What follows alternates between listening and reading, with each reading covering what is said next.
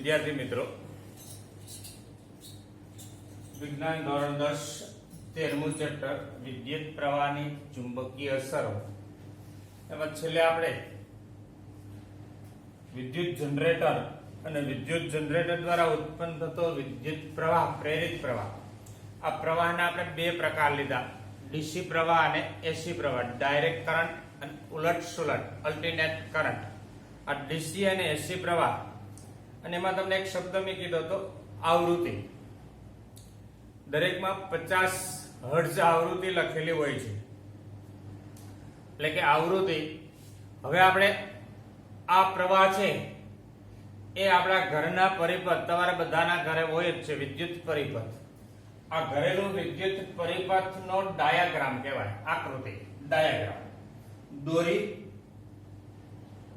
Earthing વાયરનું મહત્વ સમજાવો, આવો પ્રશ્ન પૂછી શકાય 3 ગુણમાં અથવા 4 ગુણ સુધી. ઘરેલું વિદ્યુત પરિપથનો ડાયાગ્રામ દોરી અર્થિંગ વાયરનું મહત્વ સમજાવો.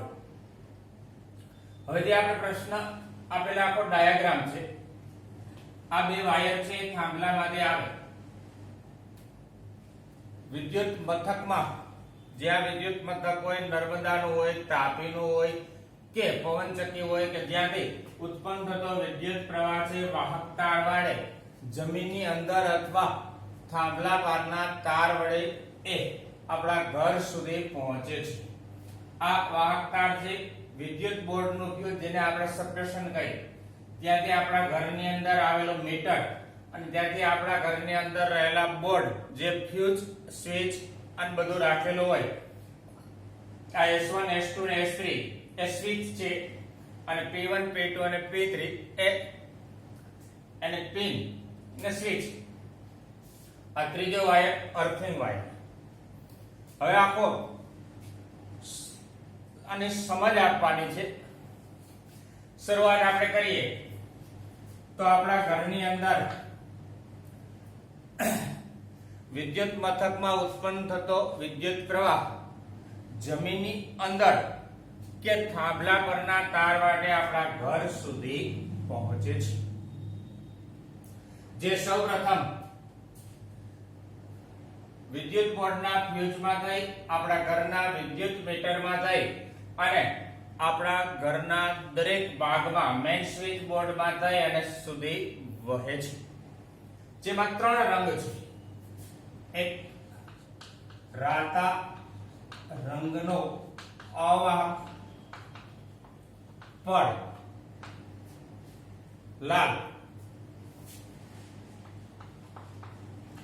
લાલ રંગનું અવાહક પડ, તારની ઉપર જે લાલ રંગનું અવાહક પડ છે એને પોઝિટિવ અથવા એને શું કહેવાય, લાઈન વાયર અથવા તાર કહે છે.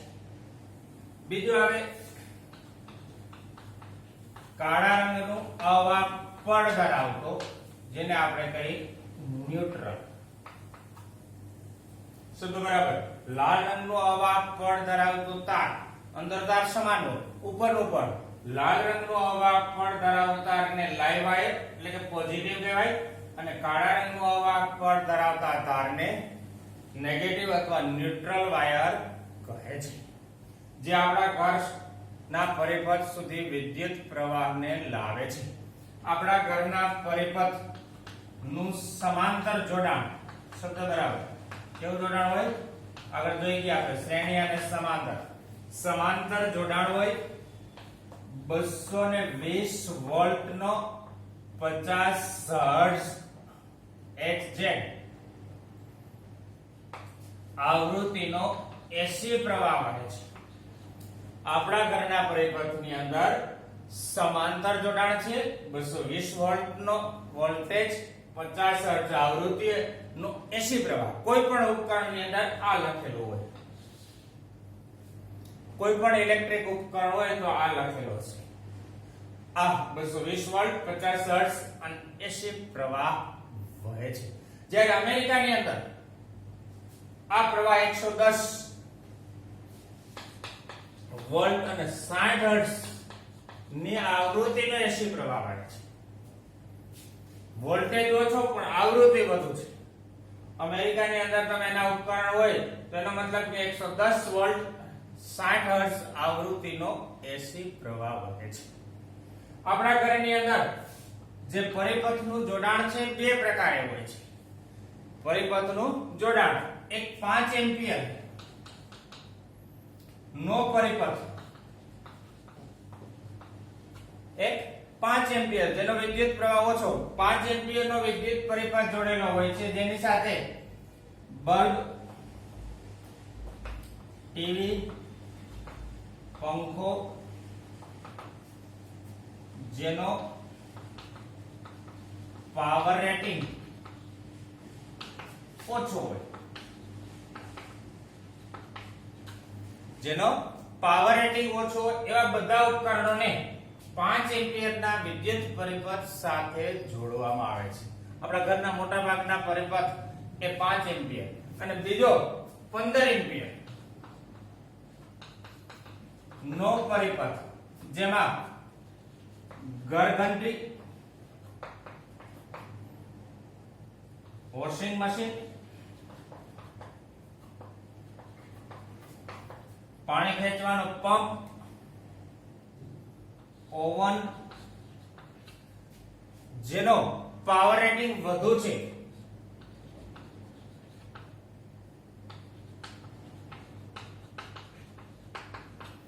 વધુ પાવર રેટિંગ ધરાવતા ઉપકરણોને જોડવામાં આવે છે. હવે આપણે એના પછી અર્થિંગ વાયર,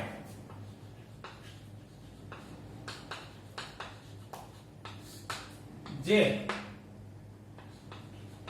લીલા રંગનું અવાહક પડ ધરાવે છે. ત્રીજો આપણે બાકી હતો લાલ, કાળો, હવે ત્રીજો લીલા રંગનું અવાહક પડ ધરાવે છે, જેને અર્થિંગ વાયર કહે છે. આ અર્થિંગ વાયરને ધાતુની સપાટી ધરાવતા ઇલેક્ટ્રિક ઉપકરણો, તમારું કોમ્પ્યુટર હોય, વોશિંગ મશીન હોય કે આ કોઈ પણ ઇલેક્ટ્રિક ઇસ્ત્રી હોય કે જેની સપાટી પંખો હોય, પંખાની ઉપર ટેબલ ફેન હોય, એની ઉપરની સપાટી જે ધાતુની છે, ધાતુની સપાટી ધરાવતા ઇલેક્ટ્રિક ઉપકરણો ની ધાતુની સપાટી સાથે અર્થિંગ વાયરને જોડી ઘરની બહાર એક ઊંડા ખાડામાં ધાતુની પ્લેટ સાથે જોડેલો હોય છે. ફરીથી લીલા રંગનું અવાહક પડ ધરાવતા તારને અથવા વાયરને અર્થિંગ વાયર કહે છે. આ અર્થિંગ વાયરને ધાતુની સપાટી ધરાવતા ઇલેક્ટ્રિક ઉપકરણોની સપાટી સાથે જોડી ઘરની બહાર એક ઊંડા ખાડામાં ધાતુની પ્લેટ સાથે જોડેલું હોય છે. જ્યારે કોઈ કારણોસર પરિપથની અંદર વિદ્યુત પ્રવાહમાં વધઘટ થાય કે શોર્ટ સર્કિટ થાય તે સમયે અથવા ધાતુની સપાટી પર વિદ્યુત પ્રવાહ પ્રવેશે તો શોક ન લાગે અને એ અર્થિંગ વાયર માટે એ વધારાનો વિદ્યુત પ્રવાહ જમીનમાં ચાલ્યો જાય છે અને મોટા નુકસાનથી બચી શકાય છે. ફરીવાર અર્થિંગ વાયરનો આખું લઈ લઈએ. પરિપથ ડાયાગ્રામ, વિદ્યુત મથકમાં ઉત્પન્ન થતો વિદ્યુત પ્રવાહ જમીનની અંદર કે થાંભલા પારના તાર વડે આપણા ઘર સુધી પહોંચે છે, જે વિદ્યુત બોર્ડમાં થઈ, વિદ્યુત મીટરમાં થઈ, આપણા ઘરના મેઇન સ્વિચ બોર્ડમાં, દરેક ઘરની અંદર એક રૂમની અંદર ફ્યુઝ વાળું રાખવાનું, ફ્યુઝ વાળા સ્વિચ બોર્ડમાં થઈ પ્રવેશે છે. આપણા ઘરમાં વહેતા વિદ્યુત પ્રવાહમાં લાલ રંગનો અવાહક પડ ધરાવતો તાર લાઈવ પોઝિટિવ, કાળા રંગનો અવાહક પડ ધરાવતો તાર ન્યુટ્રલ નેગેટિવ કહેવાય છે. આપણા ઘરના પરિપથનું જોડાણ સમાંતર જોડાણ છે. 220 વોલ્ટ 50 હર્ટ્ઝ આવૃત્તિનો એસી પ્રવાહ વહે છે.